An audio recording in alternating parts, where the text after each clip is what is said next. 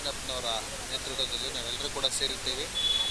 ಏನಿವತ್ತು ಭಾರತ ದೇಶದಲ್ಲಿ ಮನೆ ಮನೆಗೂ ಇವತ್ತು ಭಾಳಷ್ಟು ಬೇಸರಗಳನ್ನು ವ್ಯಕ್ತಪಡಿಸ್ತಾ ಇದ್ದಾರೆ.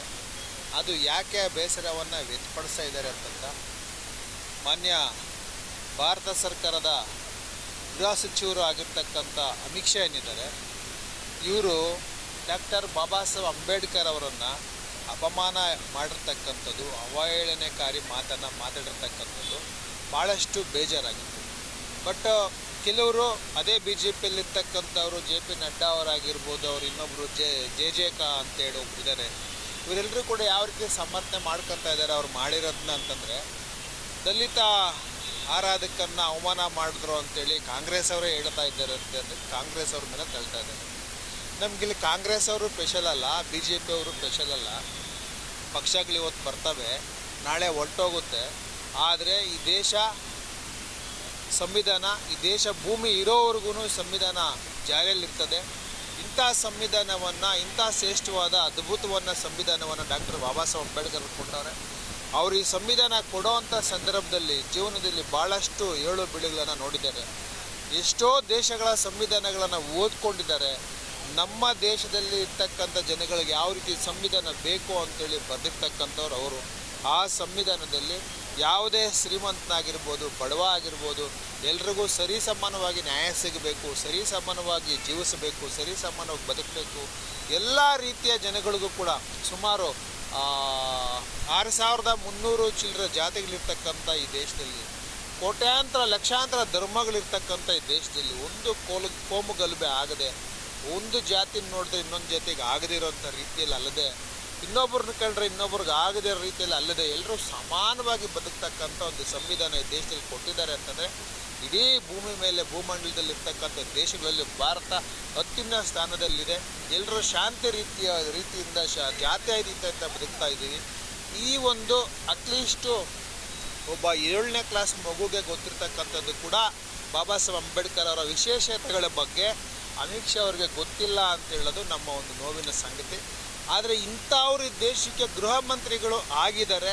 ಬಟ್ ಇಂಥವ್ರನ್ನ ಜನ ಓಟ್ ಹಾಕಿ ಗೆಲ್ಲಿಸ್ತಾರೆ, ಇವ್ರನ್ನ ಆಯ್ಕೆ ಮಾಡ್ತಾರೆ ಅಂತಂದರೆ ನಮ್ಮ ದೇಶ ಸಂವಿಧಾನ ಭಾಳಷ್ಟು ನಾವು ಅರ್ಥ ಮಾಡ್ಕೊಳೋದ್ರಲ್ಲಿ ಹಿಂದಿಕ್ಕೊಳ್ತಿದ್ದೀವಿ. ಅದರಲ್ಲಿ ವಿಶೇಷವಾಗಿ ಮಾಧ್ಯಮದವರು ವಿಶೇಷವಾಗಿರ್ತಕ್ಕಂಥ ಪಾತ್ರವನ್ನು ಆಯ್ಕೆ ಮಾಡ್ಕೋಬೇಕು. ಅವರ ಪಾತ್ರ ಜಾಸ್ತಿ ಇದೆ. ಯಾಕೆಂತಂದರೆ ಎಲ್ಲವನ್ನು ಕೂಡ ಈ ದೇಶಕ್ಕೆ 24 ಅವರ್ಸು ನಿದ್ದೆ ಕೆಟ್ಟು ಎಲ್ಲ ರೀತಿಯ ಶ್ರಮೆ ಪಟ್ಟು ಈ ದೇಶದಲ್ಲಿ ಮಾಧ್ಯಮದವರು ಸಂವಿಧಾನದ ಬಗ್ಗೆ, ಬಾಬಾ ಸಾಹೇಬ್ ಅಂಬೇಡ್ಕರ್ ಅವ್ರ ಬಗ್ಗೆ ತೋರಿಸುವಂಥದ್ದಾಗ್ತಾ ಇದೆ. ಈಗ ಒಂದು ವೈರಲ್ ಆಗಿದೆ, ಅಮಿತ್ ಶಾ ಅವ್ರ ಈ ರೀತಿ ಅಂದಿದ್ದಾರೆ ಅಂತೇಳಿ ಎಲ್ಲ ಚಾನಲಲ್ಲಿ ಕೂಡ ತೋರಿಸ್ತಾ ಇದ್ದಾರೆ. ಆದರೆ ಇದಕ್ಕಿಂತ ಮುಂಚೆ ಯಾವುದೇ ಚಾನಲ್ ಆಗಿರ್ಬೋದು ಭಾರತ ದೇಶದಲ್ಲಿ, ಇಡೀ ಭಾರತ ದೇಶದಲ್ಲಿ ಯಾವುದ್ಯಾವುದೋ ಪುರೋಹಿತ ಒಂದು ಪ್ರೋಗ್ರಾಮ್ಸ್ ಮಾಡೋದು, ಯಾವುದೋ ಒಂದು ಡ್ಯಾನ್ಸು ಪಾರ್ಟಿಸಿಪೇಟ್ ಪ್ರೋಗ್ರಾಮ್ ಮಾಡೋದು, ಇವೆಲ್ಲ ಮಾಡ್ತಾರೆ.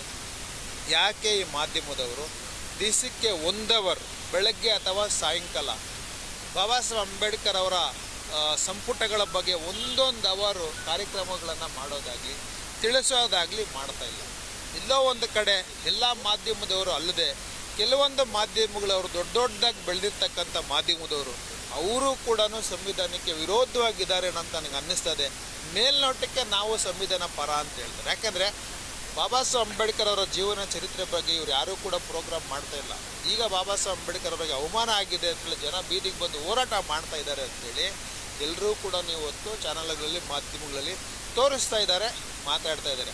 ಆದರೆ ಜನಗಳನ್ನು, ಯೂತ್ಸನ್ನು, ಈ ದೇಶದ ಕಾರ್ಮಿಕರನ್ನು, ಈ ದೇಶದ ಮೂಲ ನಿವಾಸಿಗಳನ್ನು ಜಾಗೃತಿ ಮಾಡಬೇಕಾಗಿರ್ತಕ್ಕಂಥದ್ದು ಹೆಚ್ಚಾಗಿ ಮಾಧ್ಯಮದವರಿಗೆ ಇರೋದ್ರಿಂದ ಅವರು ಕೂಡ ದಿವಸಕ್ಕೆ ಎಲ್ಲ ಚಾನಲ್ಗಳಲ್ಲಿ ಕೂಡ 1 ಅವರು ಬಾಬಾ ಸಾಹೇಬ್ ಅಂಬೇಡ್ಕರ್ ಅವ್ರ ಜೀವನ ಚರಿತ್ರೆ ಬಗ್ಗೆ ಮತ್ತು ಅವರ ಸಂಪುಟಗಳ ಬಗ್ಗೆ ಡಿಬೇಟ್ಗಳು ನಡೆಸೋದ್ರ ಮುಖಾಂತರವಾಗಿ, ಆ ಡಿಬೇಟಲ್ಲಿ ಗೆದ್ದವ್ರಿಗೆ ಪ್ರೈಸ್ ಕೊಡೋವಂಥ ಮುಖಾಂತರವಾಗಿ ಕಾರ್ಯಕ್ರಮಗಳು ಮಾಡಿದ್ರೆ ಇನ್ನೊಂದಷ್ಟು ಜಾಗೃತಿ ಆಗುತ್ತೆ.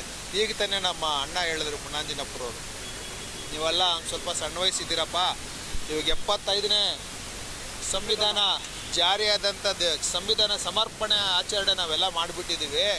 ನೀವೇನು ಕಟ್ಟಾಕಿದ್ರೂ ಲಕ್ಷ ಕೋಟಿಗಳು ನನ್ನ ಕೈ ಕೊಟ್ಟರು 100ನೇ ಸಂವಿಧಾನ ದಿನಾಚರಣೆ ಆಚರಣೆ ಮಾಡೋಕ್ಕೆ ನಾನು ಇರಲ್ಲ ಕಣ್ರಯ್ಯ, ನೀವು ಇತ್ತೀರಿ. ಬಟ್ ನೀವು ಇನ್ನೂ ಚೆನ್ನಾಗಿ ಮಾಡಬೇಕು ಅಂದರು. ಅವ್ರ ಮಾತಿಗೆ ಏನು ಹೇಳಬೇಕಂತ ನನಗೆ ಅರ್ಥ ಇಲ್ಲ, ಕಣ್ಣಲ್ಲಿ ನೀರು ತುಂಬ್ಕೊತದೆ. ಯಾಕೆಂತಂದರೆ ಇಂಥ ಒಂದು ಹೋರಾಟಗಾರರನ್ನ, ಇಂಥ ಒಂದು ಶ್ರಮಿಕರನ್ನು, ಹೋರಾಟಗಾರರನ್ನು ಇವ್ರ ಬಗ್ಗೆ ತಿಳ್ಕೊಂಡು ಭಾಳಷ್ಟು ನಾವು ಇನ್ನೂ ಜನಕ್ಕೆ ತಿಳಿಸ್ಬೇಕು ಅಂತ ನಮಗೆ ಅನ್ನಿಸ್ತದೆ. ಇದೇ ರೀತಿ ಬಾಬಾ ಸಾಹೇಬ್ ಅಂಬೇಡ್ಕರ್ ಅವರ ಸಂವಿಧಾನವನ್ನು ಅರ್ಥ ಮಾಡಿಸೋಂಥ ನಿಟ್ಟಿನಲ್ಲಿ ಇವತ್ತು ಮಾಧ್ಯಮಗಳವರು ಎಲ್ಲೋ ಒಂದು ಕಡೆ ಹಿಂದುಳಿದಿದ್ದಾರೇನೋ ಅಂತ ನಮ್ಗೆ ಅನ್ನಿಸ್ತದೆ. ನನ್ನ ಹೆಸರು BA ಮುನಿಮಾರಪ್ಪ ಅಂತೇಳಿ, ಮೂಲ ನಿವಾಸಿ ಅಂಬೇಡ್ಕರ್ ಸಂಘದಿಂದ. ಅಮಿತ್ ಶಾ ಅವರಿಗೆ ಮತ್ತು BJP ಮಾನಗೆಟ್ಟ ಸರ್ಕಾರಕ್ಕೆ ನಾನು ಜನಪರವಾಗಿಯೇ ವೈಯಕ್ತಿಕವಾಗಿ ಕೂಡ ಅವರಿಗೆ ಧಿಕ್ಕಾರ ಧಿಕ್ಕಾರ ಧಿಕ್ಕಾರ ಧಿಕ್ಕಾರ ಅಂತ ಬಳಸ್ತೀನಿ. ನಮಸ್ತೆ, ಜೈ ಹಿಂದ್.